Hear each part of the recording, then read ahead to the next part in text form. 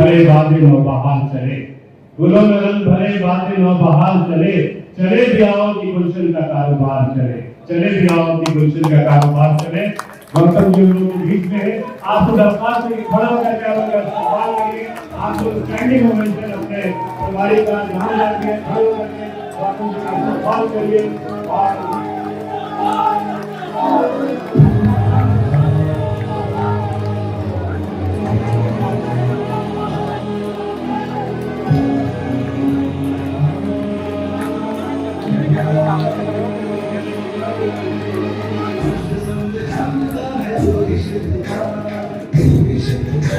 हम जा रहे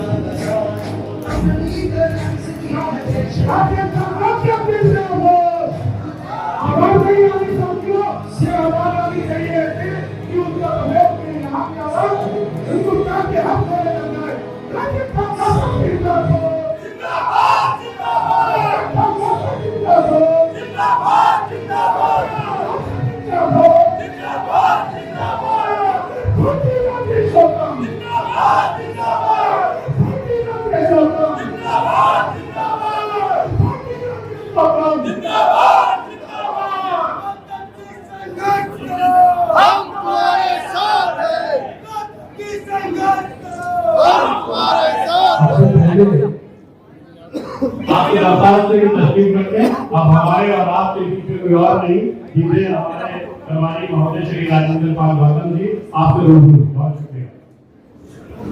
इस पूरी दुनिया को समता, स्वतंत्रता, बंधुता, न्याय, प्रज्ञा सिंह करोड़ों व्यक्ति के साथ साथ शांति और मानवता का संदेश देने वाले तथागत भगवान बुद्ध, महर्षि वाल्मीकि जी, संत गुरु रविदास जी, संत कबीरदास जी, गुरु नानक देव जी, ज्योतिबा फूले जी, फातिमा सेठ जी, साहू जी महाराज, शिवाजी महाराज, नारायण गुरु जी, पेरियार रामास्वामी नायकर जी, संत गाडगे बाबा, संत घासीदास जी, डॉक्टर बाबा साहेब अम्बेडकर जी, माता रमाबाई जी, महात्मा गांधी जी, पंडित जवाहरलाल नेहरू जी, मौलाना आजाद जी, सरदार पटेल जी, बुद्ध प्रिय मौर्य जी, बाबू जगजीवन राम जी,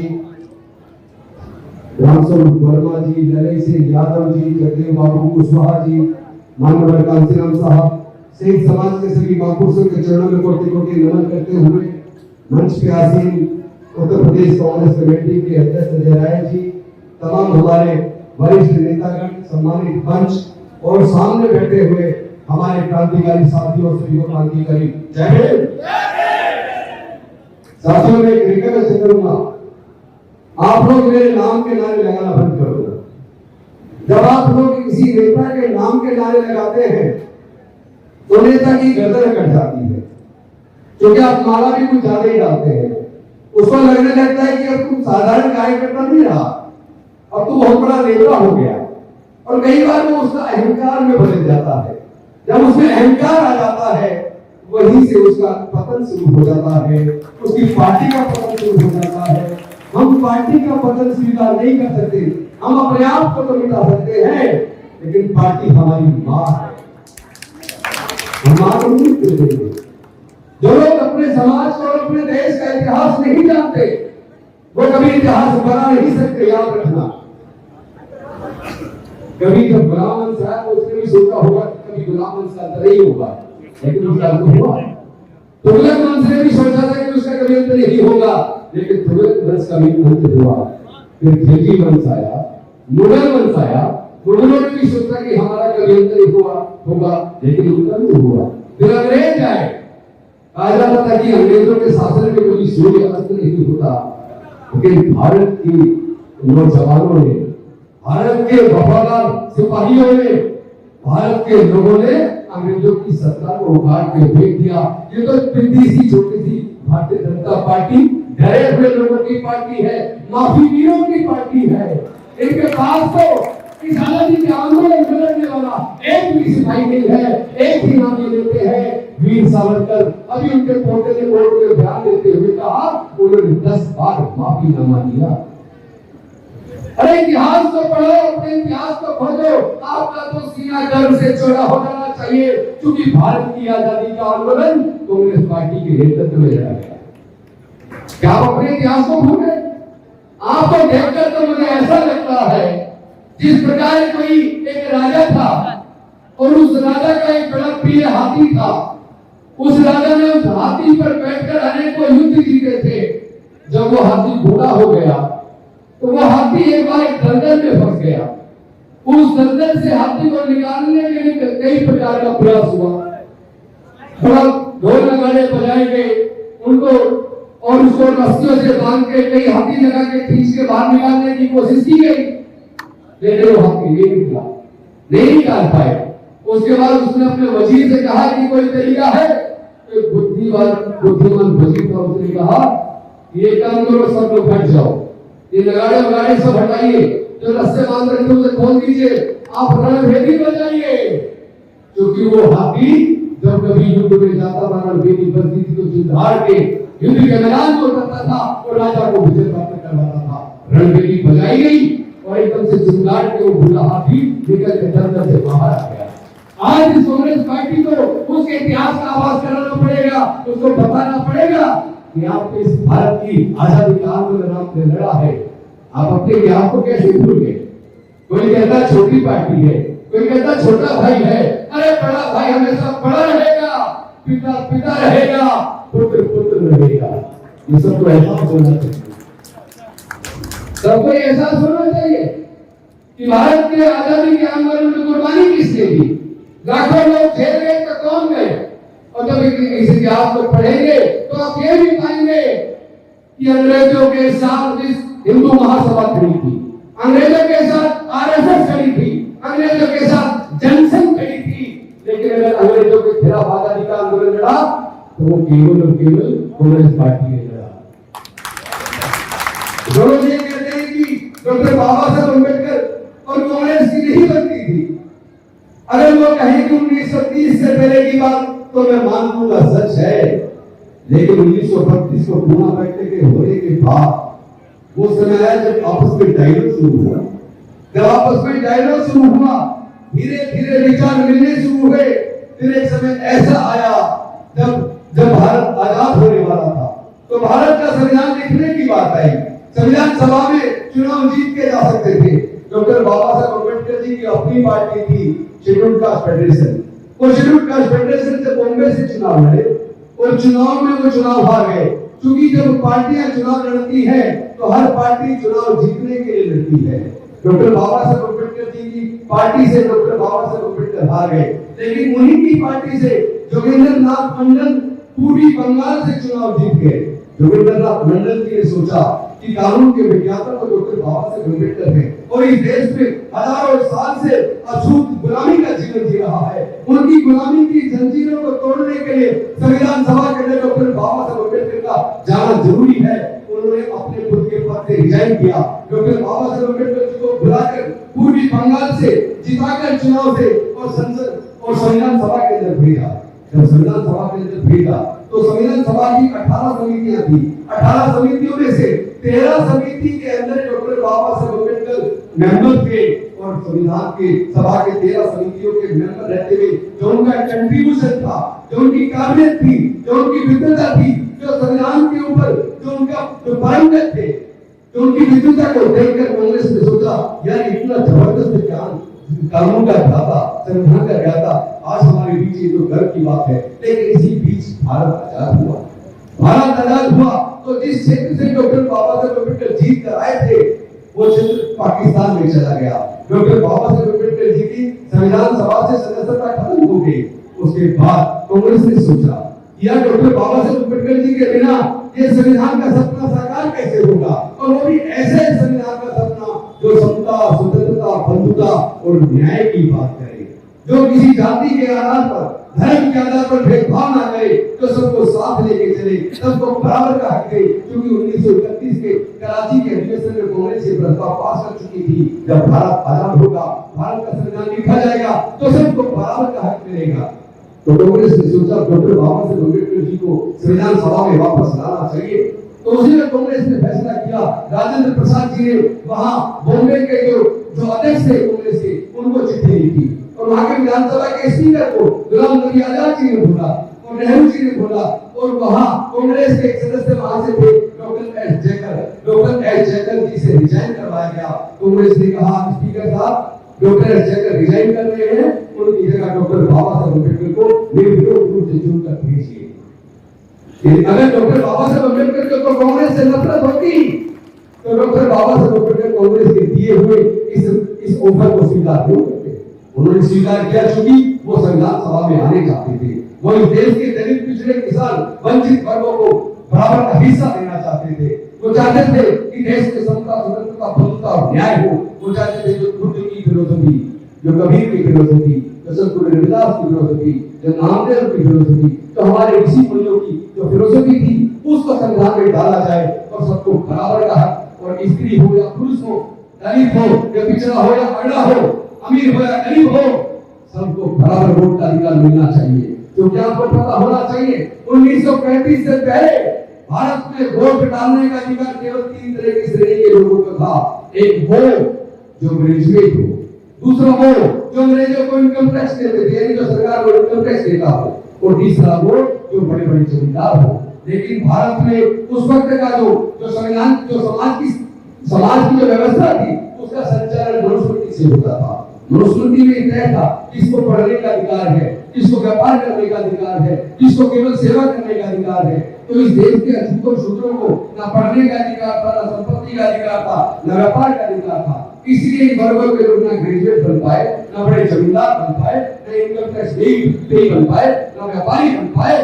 लेकिन डॉक्टर बाबा साहब अम्बेडकर ने कहा कि इस देश में अमीर हो, गरीब हो, मजदूर हो, किसान हो, स्त्री हो या पुरुष हो, सभी को एक वोट का अधिकार दिया जाएगा। One man one vote, one vote one value. और ये कभी संभव हुआ जब डॉक्टर बाबा साहब अम्बेडकर संविधान सभा में गए। लेकिन इस सबको याद रखना चाहिए, डॉक्टर बाबा साहब अम्बेडकर और कांग्रेस के बीच आपस में नजदीकियां बनी, एक दूसरे का सम्मान किया, एक दूसरे की काबिलियत की कदर की। और वो समय भी आया कि जब प्रथम कानून मंत्री बनाने की बात आई तो डॉक्टर बाबा साहब अम्बेडकर जी को कांग्रेस पार्टी ने कानून मंत्री बनाया।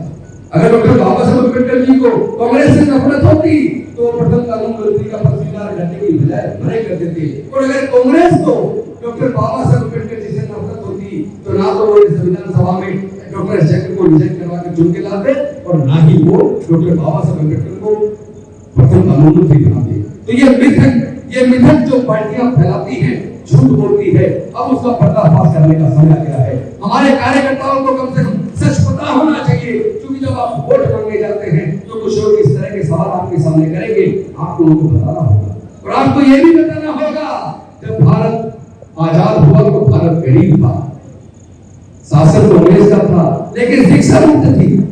फ्री में लोग पढ़कर doctor, engineer, collector, scientist, professor बन गए बिना पैसे के। इतना वजीफा मिल जाता था एससी एसटी के छात्रों को कि वजीफे के पैसे से हॉस्टल का खर्चा, पूरी डिग्री का खर्चा और दो जोड़ी कपड़े का खर्चा निकल जाता था। लेकिन जब भारत अमीर हुआ इस बीजेपी के राज में, जो कहते हैं कि भारत इस दुनिया की चौथी इकोनॉमी है, तो ये कैसी चौथी इकोनॉमी है कि जब भारत गरीब था तो कांग्रेस ने मुफ्त में पढ़ाकर डॉक्टर, इंजीनियर, जज, कलेक्टर, साइंटिस्ट, प्रोफेसर बना दिए।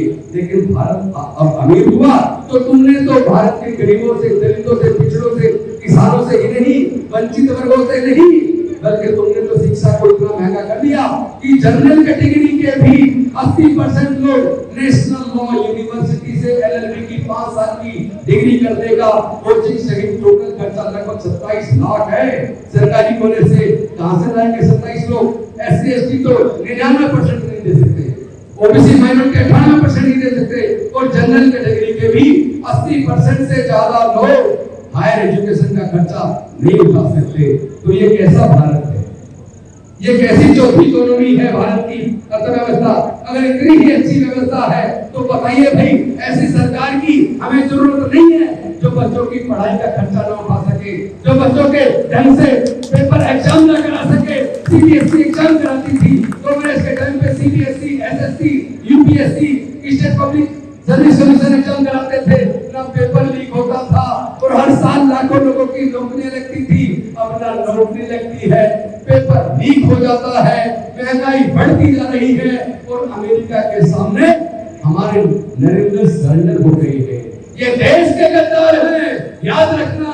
ये पहले भी माफी भी थे, भविष्य में भी माफी मांगेंगे, क्योंकि ये केवल चंदा नहीं चुराते, ये लोगों की आस्था भावनाओं का कत्ल नहीं करते, बल्कि ये पार्टियों के विधायक भी चुराते हैं, सांसद भी चुराते हैं, अब तो ये पूरी की पूरी पार्टी चुरा लेते हैं। इनको अब जवाब देने का समय आ गया है। इन चंदा चोरों को जवाब देना होगा। लेकिन ध्यान रखना, आज की स्थिति इतनी भी सामान्य नहीं है, लेकिन अगर इतनी आसान होगी तो फिर हमारी क्या जरूरत थी, फिर कांग्रेस की क्या जरूरत थी। आज कांग्रेस की इसलिए जरूरत है कि जब पहले भारत गुलाम था तो भी आजादी का आंदोलन कांग्रेस ने लड़ा, और आज भारतीय जनता पार्टी ने देश को गुलाम बना लिया है, खुद ही गुलाम बना लिया है। क्योंकि पहले अंग्रेजों ने बनाया था, गोरों ने बनाया था, अब भारत के इन काले अंग्रेजों ने बनाया है। आपको कहते हैं संस्कृत पढ़ो, अपने बच्चों को विदेशों में पढ़ाते हैं। ये चंदा चोर लोगों को जवाब देना पड़ेगा। मैं पूछना चाहता हूँ कि मंडल के खिलाफ कमंडल लेके कौन निकले थे, और उस कमंडल यात्रा में जो अरबों खरबों रुपए इकट्ठा हो वो कहाँ गया। खुद ये आप जानते हैं, विश्व परिषद ही कहती है कि 1400 करोड़ चंदा इकट्ठा हुआ था जिसका आपका पता नहीं है। हम नहीं कह रहे, ये सब हमने अखबारों में पढ़ा है। और इस मंदिर का जब निर्माण करने की बात आई तो उसका स्थापना किसने रखी, प्रधानमंत्री जी ने, और बनने के बाद उसका उद्घाटन किसने किया, प्रधानमंत्री जी ने। लेकिन देश की प्रधानमंत्री आदिवासी को आदिवासी होने की वजह से मंदिर के उद्घाटन में नहीं बुलाया, क्योंकि ये लोग इस देश के आदिवासियों से नफरत करते हैं, इस देश के ये लोग दलितों से नफरत करते हैं। क्योंकि उससे पहले आपको याद होगा जब फाउंडेशन की बात थी, उस वक्त रामनाथ कोविंद एक दलित राष्ट्रपति थे, उनको भी नहीं बुलाया। ये दलितों से नफरत करते हैं, ये आदिवासियों से नफरत करते हैं, ये मुस्लिमों से नफरत करते हैं, ये ईसाइयों से नफरत करते हैं, ये मजदूरों से नफरत करते हैं, ये किसानों से नफरत करते हैं, और तो और ये इस देश के हिंदुओं से भी नफरत करते हैं। उनकी आस्था का उन्होंने कत्ल किया है। ये कत्ल करने वाले लोग हैं, अब इनको जवाब देना पड़ेगा, इनको उठा के फेंकना पड़ेगा। ज्यादा से ज्यादा ये हो सकता है क्योंकि इन्होंने सुप्रीम कोर्ट, हाई कोर्ट के जजों को भी डरा दिया। ये लोग सबकी फाइल बनाते हैं, ये फाइल बनाने वाले लोगों ने इस देश के सारे ब्यूरोक्रेट्स को भी डरा दिया। ऐसा प्रतीत होता है जैसे जज कहीं दबाव में है, उनके निर्णयों में कई बार न्याय नजर नहीं आता। एक वकील के तौर पर जब मैं कोर्ट के जजमेंट को पढ़ता हूँ तो ऐसा लगता है जैसे विदाउट एप्लीकेशन ऑफ माइंड किसी दबाव में उन्होंने जजमेंट दिया है। तो देश बचेगा कैसे जब देश की अदालतें आजाद नहीं है, देश के ब्यूरोक्रेट्स आजाद नहीं है, देश की मीडिया आजाद नहीं है, तो देश के लोग कहाँ आजाद होंगे, देश के लोगों की आवाज कौन दे, देश के लोगों तक सच कौन बताता है, मीडिया बताता है। लेकिन क्या इस देश का मीडिया सच आपके सामने बता रहा है? वो तो गुलामी कर रहा है, चरण वंदना कर रहा है। अब जवाब देने का समय है। लेकिन जब भी कभी आजादी की लड़ाई लड़ी जाती है तो बलिदान देना होता है, कुर्बानी देनी होती है। फिर से भारत को आजादी की लड़ाई है। मैं पूछना चाहता हूँ आप में से कौन कौन लोग बलिदान देने के लिए तैयार है, कुर्बानी देने के लिए तैयार है? वो सच्चे देशभक्त है, जो सच्चे राहुल गांधी के सिपाही है, खड़गे जी के सिपाही है, वो कमर कस ले। हमारे पास पैसा कम हो सकता है क्योंकि उनके पास हजारों करोड़ रुपया है, उनके पास मीडिया है, उनके पास सारा मैनेजमेंट है, पूरे उन्होंने ईडी सीबीआई इनकम टैक्स सबको अपना हथियार बना लिया है, सारी ताकत उनके पास है, हजारों करोड़ रुपए उनके पास है। तो ये सब आप ले आओगे, लेकिन कांग्रेस की जिम्मेदारी जैसा चश्मा कहां से लाओगे? आपके पास जज्बा है तो जोरदार नारा लगाइए, जय जय जय जय जय भीम, जय जय जय जय जय भीम, जय जय जय जय जय भीम। साथियों एक बात बता दूं, आज भारत के संविधान पर लोकतंत्र पे हमला हुआ है, आज भारत की आजादी खतरे में है। भारत फिर से आपको पुकार रहा है, आप तैयारी कीजिए। बस एक ही काम कर देना, कुर्बानी की जरूरत पड़ेगी तो सबसे पहले राजेंद्र गौतम है। आपको कुर्बानी देने की जरूरत नहीं है, जब हम मर जाए, कुर्बान हो जाए, तब तुम कुर्बानी के लिए आगे आना। हम अपने कार्यकर्ताओं को आगे नहीं करते, हम लीडर हैं, लीडर है, हम लीडर नहीं है, लीडर है। हम कुर्बानी देने की बात आई जो पहले हम देंगे। इसलिए मैं कहता हूँ कि कोई भी जब भी कभी मैं जाता हूँ मैं सबसे कहता हूँ कोई मेरे पैर न छुए, कोई मेरे गले में माला न डाले, कोई गुलदस्तों पे पैसा खर्च ना करे, कोई सोन पे पैसा खर्च ना करे, किसी को पैर छूने की जरूरत नहीं है। जिसके अंदर दम होगा उसको आगे बढ़ेंगे। किसी के पैसे की जरूरत नहीं है, आपको टिकट लेने के लिए पैसे देने की जरूरत नहीं पड़ेगी। अपने आप को तैयार कीजिए, सच्चे कांग्रेसी बनिए, सच्चे देशभक्त बनिए और जमीन पे काम कीजिए, बूथ को तैयार कीजिए। अगर बूथ मजबूत है, अपने अपने बूथ को जिताने की जिम्मेदारी लो, तो बीजेपी से मुक्त भारत बनाने की जिम्मेदारी हम लेंगे। राहुल गांधी लेंगे, खड़गे जी लेंगे, सोनिया जी लेंगे, येदियुरप्पा जी लेंगे, प्रियंका जी लेंगे, अजय राय जी लेंगे, पुनिया साहब लेंगे, वर्मा जी लेंगे। हमारे सारे साथी मरने मिटने को तैयार है। मैं पीछे वाले नेताओं से भी और आपसे भी पूछना चाहता हूँ, क्या आप मरने मिटने को तैयार हो? तो बिकना नहीं है। इनके पास हजारों करोड़ के खरीदने आएंगे, हमारे बूथ एजेंट को भी खरीदेंगे और जीतने के बाद सांसद विधायकों को भी खरीदने की कोशिश करेंगे। पर इनको बता दो, दुनिया बिक जाए पर कांग्रेस के नेता और कार्यकर्ता बिकने वाले नहीं है। हम लड़ेंगे, हम जीतेंगे। जय संविधान, जय संविधान, जय संविधान। हमारा सबका धर्म संविधान है, संविधान से ऊपर कोई धर्म नहीं हो सकता। अंत में एक बात कह के अपनी बात को खत्म करूंगा। डॉक्टर बाबा साहेब अम्बेडकर जी ने जब संविधान सभा को संविधान सौंपा, उस वक्त संविधान सभा में सारे जो संविधान सभा के सदस्य थे उनकी स्पीच ही हुई थी।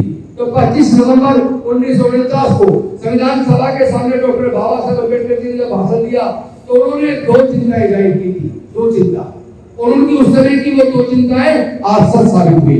एक पहली चिंता, उन्होंने कहा था जिस दिन भारत के लोग धर्म को देश से ऊपर मान लेंगे, जिस दिन भारत के लोग धर्म को देश से ऊपर मान लेंगे, उस दिन भारत की आजादी खतरे में पड़ जाएगी। और दूसरा उन्होंने कहा था जिस दिन भारत के लोग व्यक्ति पूजा करना शुरू कर देंगे, किसी नेता के इतने भक्त हो जाएंगे, इतने अंधे हो जाएंगे कि वो नेता उन्हीं के मुंह से दीवारें छीनना शुरू कर दे, उनकी नौकरियां छीनना शुरू कर दे, उनका डिमोनेटाइजेशन करके उनके अकाउंट को खत्म करना शुरू कर दे, तो समझ लेना उसके बाद भी अगर उस नेता का गुणगान करे, नारे लगाए, तो समझ लेना वो लोग संविधान द्वारा दिए गए अपने अधिकारों को खो देंगे। इसलिए आज आपके फंडामेंटल राइट खत्म हो रहे हैं, क्योंकि अगर उनकी बी टीम का नेता अगर वो अयोध्या जाता है तो उसको पूरे दूल्हे की तरह पुलिस के सहायक संरक्षण में लेके दर्शन करवाए जाते हैं। लेकिन जब कांग्रेस पार्टी के हमारे जाबाज 9 हमारा प्रतिनिधि 9 सदस्य जाता है, उनको हाउस अरेस्ट कर लिया जाता है। तो उन्हें कह दो आप हमें हाउस अरेस्ट कर सकते हो, हमारे खिलाफ झूठा मुकदमा बनाकर हमें जेल में डाल सकते हो, आपने पुलिस को हत्यारा बना दिया, आप हमारी हत्या करवा सकते हो, उसके बाद भी हम बीजेपी मुक्त भारत बना के रहेंगे। लेकिन उसकी शुरुआत 2027 में उत्तर प्रदेश से होगी और उसके बाद 2029 में राहुल गांधी देश के प्रधानमंत्री होंगे। राहुल गांधी देश के प्रधानमंत्री होंगे। जय जय जय जय जय भीम, जय फूले जय भीम, जय साहू जय भीम, जय गांधी जय भीम, जय नेहरू जय भीम, जय सुभाष चंद्र जय भीम, जय भगत सिंह जय भीम। बहुत बहुत धन्यवाद, शुक्रिया।